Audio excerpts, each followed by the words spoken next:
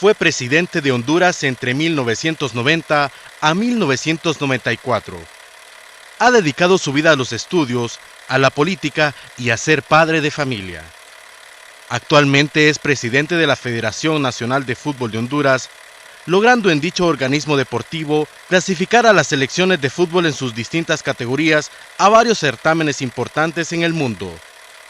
Dentro de sus logros, siendo parte de esta federación, ha alcanzado llevar a la selección mayor de Honduras a 2 mundiales de fútbol de manera consecutiva, clasificando a las eliminatorias de Sudáfrica 2010 y la próxima competencia que se disputará en Brasil en el año de 2014. Pero, ¿sabe usted cómo fue su niñez? ¿Conoce de su juventud? ¿Cómo nace este personaje en la historia política de nuestro país? Sumerjámonos a una interesante conversación en blanco y negro con Rafael Leonardo Callejas. A continuación, Suyapa TV le presenta a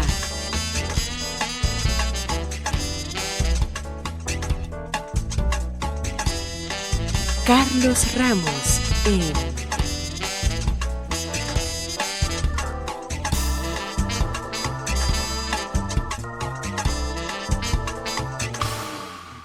Blanco y Negro.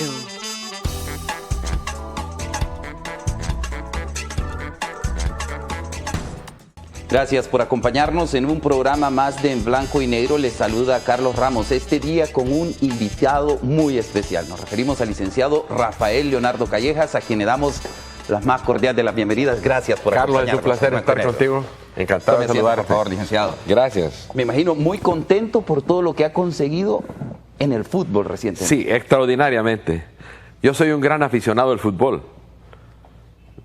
Mi memoria del fútbol es mi niñez, porque un tío mío, Rubén Callejas Valentín, fue el que subió a la Olimpia a primera división en aquellos años de los 50, cuando el Olimpia bajó a la segunda, él compró al Federal. Entonces, ahí a donde está el Hotel Honduras Maya, era una cancha de fútbol porque mi abuelo tenía una bodega de sal. Y a donde está el edificio de enfrente, que hay 2 edificios, ahí vivían mis abuelos y vivíamos nosotros en unas casas aledañas. Ahí estaban el Hotel del Olimpia. Entonces, yo tengo memoria de fútbol desde que puedo caminar. Y claro, me encanta. Y ahora con estos éxitos que hemos tenido, me alegro yo y obviamente la afición está contenta y eso me satisface mucho. Licenciado, ¿practicó el fútbol usted? Sí, lo practiqué. Complicado para mí porque yo estuve en la escuela americana y solo éramos, en toda la secundaria, éramos creo 14 varones de diversas edades. Olvan Valladares era el portero de la selección y nos tocaba jugar contra equipos como el Instituto Central, a donde habían jugadores como Lico Bude, que era un defensa durísimo. Entonces, claro, pasaba por encima de nosotros. Era diferencia de edad, diferencia de peso, diferencia de calidad. Entonces jugué la secundaria y me fui a otros deportes como el básquetbol y el voleibol, a donde me fue más fácil salir bien. Y entonces jugaba bien voleibol, jugaba bien básquetbol, pero fútbol solo lo hice en la secundaria. Solo en la secundaria lo hizo, Y licenciado. ahora que juego con mis nietos. Sí, ya le toca. Ya me toca, sí. Licenciado, en Blanco y Negro queremos saber cómo era su infancia, además del fútbol, por supuesto, cómo se desarrolla en su hogar. Muy alegre. Padres extraordinarios. Mi padre tiene 104 años, está vivo, mi madre murió, pero una infancia muy alegre, a pesar de que nos fuimos al exilio. Yo mis primeros años los hice en Guatemala, hasta el 49. Y tengo memorias de algunos momentos en Guatemala.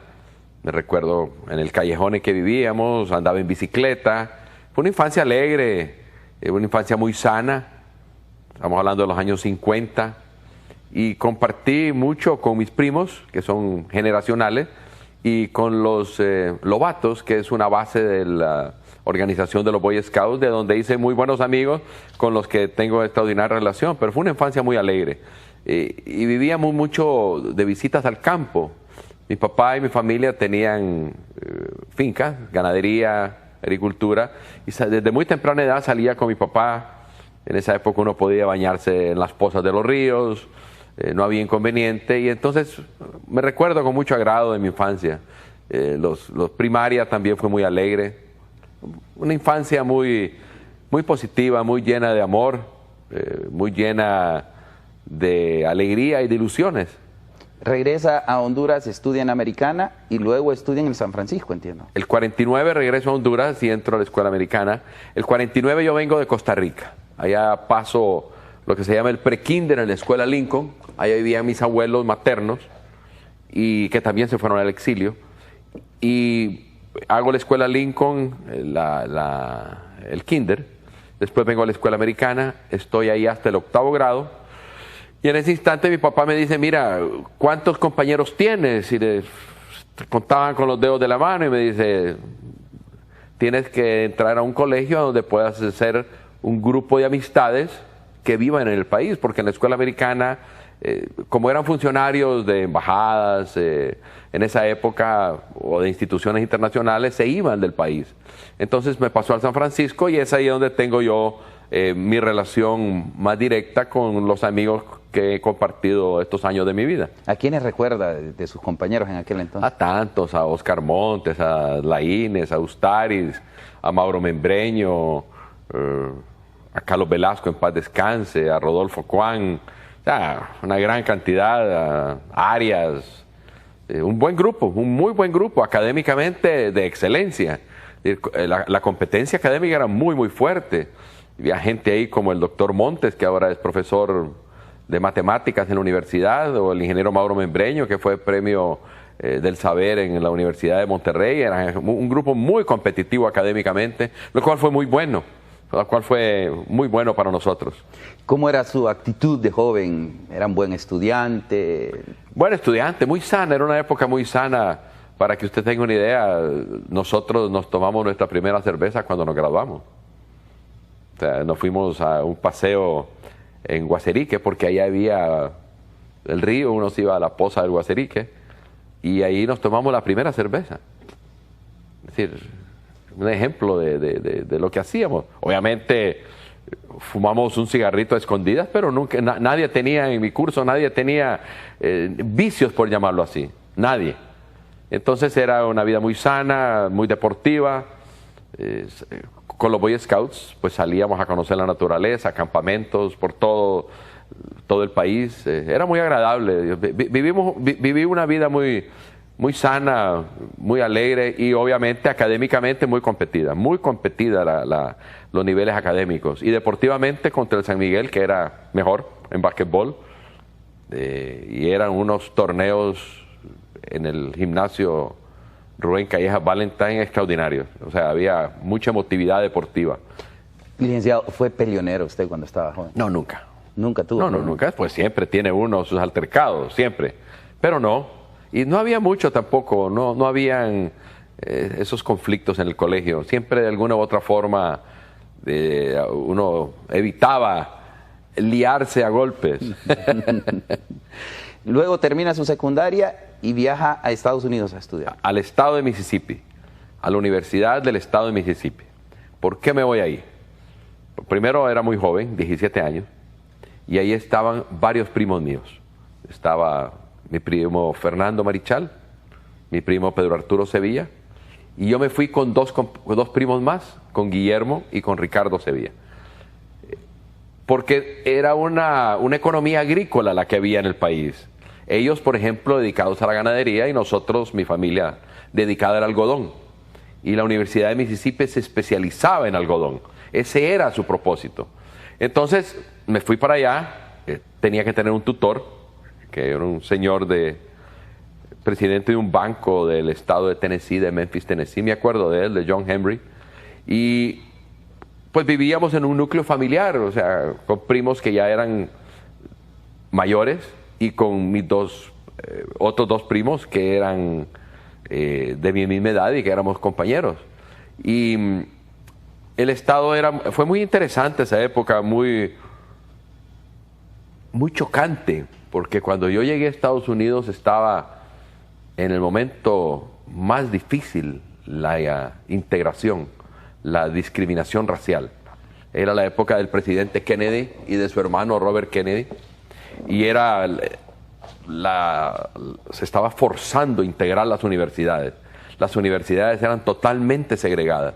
Y cuando uno llegaba a Nueva Orleans, que era la sede de entrada a Mississippi, los baños decían para blancos y para negros.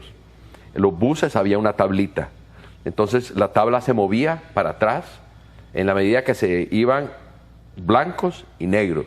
Y en mi universidad eran blancos. No había un solo estudiante afroamericano. No había. Y entonces empezó la integración racial. Con un hombre tan carismático como Kennedy, que nos impactó a toda esa generación en el mundo, y él vino al esfuerzo. Y en mi universidad hubo estados de sitio. La Guardia Nacional se tomaba la universidad. Estaba la Guardia Nacional en la universidad, el ejército americano. Se quemaban cruces por parte del Ku Klux Klan. O sea, fue una época sumamente compleja para las universidades. Y uno veía actos profundos de heroísmo. En el año 65 se integró la otra universidad de Mississippi con un afroamericano, James Meredith, que ingresó solo a la universidad. Impactante. Uno solo. Una universidad de 10,000 estudiantes. Todos contra de él.